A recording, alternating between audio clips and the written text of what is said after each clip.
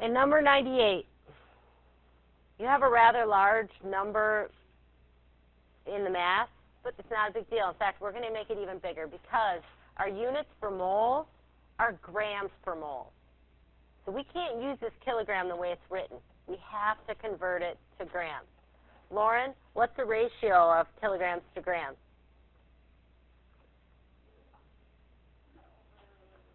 How many grams do I have in 1 kilogram?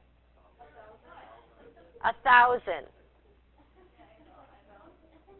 So first we're going to convert this to grams. I just want to convert kilograms to grams. And so I'm going to say that 1,000 grams is 1 kilogram.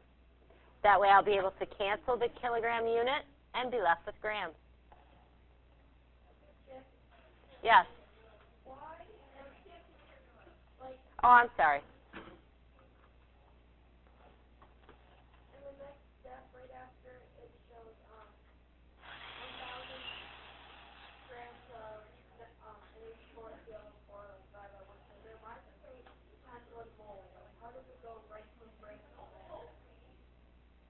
Are you looking at 98 or are you looking at a different question? Let's just do this.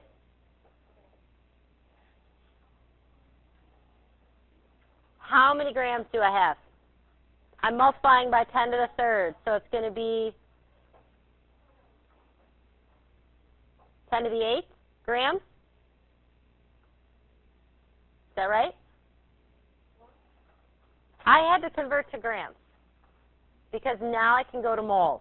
I have to go to moles because my reaction, the coefficients represent moles, molecules or moles. I have to go to moles for this stuff, right?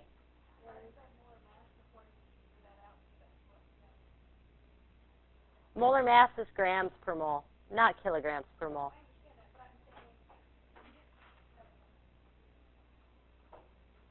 Will you really save me steps? Because I'm totally willing to listen if we can save some steps. Oh, I could have kept going with my parentheses. Oh, absolutely. But I knew I was going to run out of room anyway.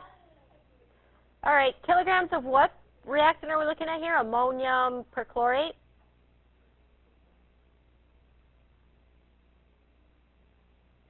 So let's take these grams and just keep going with them, as Emily says. 6.00 times 10 to the 8 grams of NH4ClO4. Cade, what's the molar mass of ammonium perchlorate? Because now I would really like to go to moles. I would like to hear Cade's voice, please.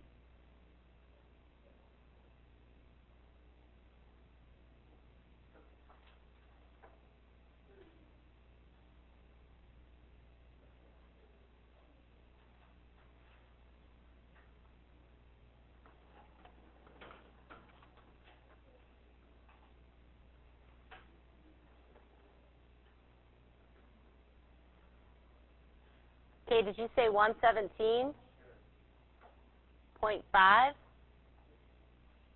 117.5. Now I'm in moles. Step 1, balance the equation. Step 2, convert the mass to moles. Step 3, use your mole ratio. Okay, mole ratio, here we go. Mole ratio from this reactant to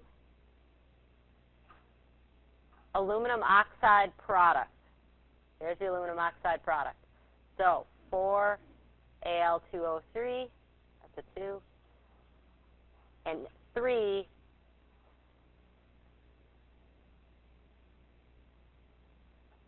this was my reactant, this is my product on the top. Now I've gone to moles of product. If I start looking at what I get to cancel, like I made Cade do the other day, I get to cancel those grams of ammonium perchlorate.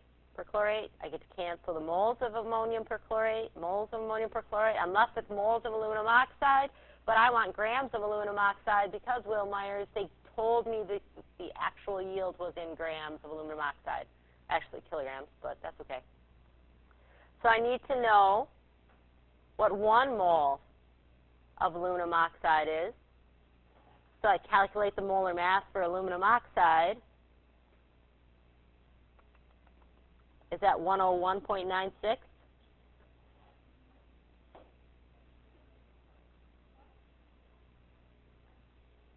That's the grams per mole of that. So you work this all out.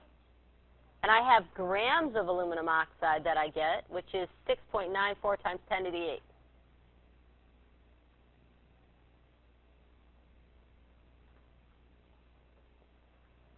And Emily, I could have added another parentheses and just kept going with my conversion by dividing this by 1,000, because 1 kilogram has 1,000 grams, because this is grams and I want it in kilograms. So 6.94 times 10 to the 5th kilograms. What is that? What do you call that? We just calculated it. Theoretical yield. This is my theoretical yield. Theoretical. Huh. They told us our actual yield was this. 6.56 times 10 to the 5th. So we can figure out now, times 100, would give us a percent yield.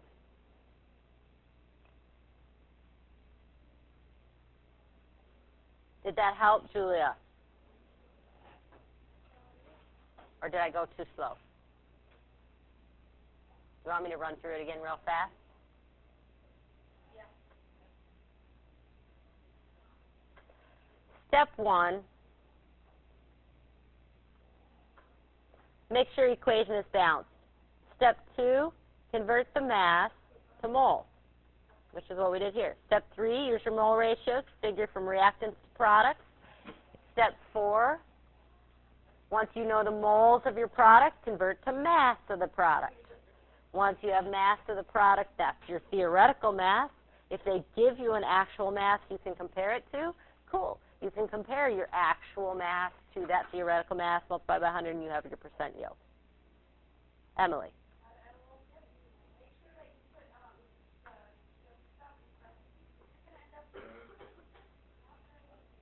Yeah, you want to watch the parentheses throughout all these calculations when you're using your calculator.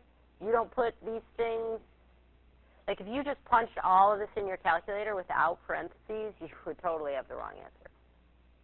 But something I always do with my calculators, I just do it one step at a time, hit answer, and then use the answer button to continue the calculation. Any other questions on this? Michaela?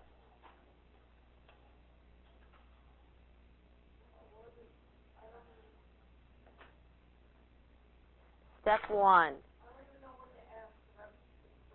Step 1, what did they give you? Determine percent yield if you had this many kilograms of product or of reactant. Convert the reactant from mass to moles. Always go to moles. You're only going to go to mass at the very end of your problem, never at the beginning. So you go to moles by dividing by the molar mass of this reactant. Then you get to skip this step. You're already at moles. You get to go to step 3, which is using your mole ratio. If they started you with moles, or once you get to moles, all you do is use your mole ratio. Divide by your molar mass. This is how you get to moles. Divide by your molar mass. That's on the periodic table. Yep. There was another question up front. No?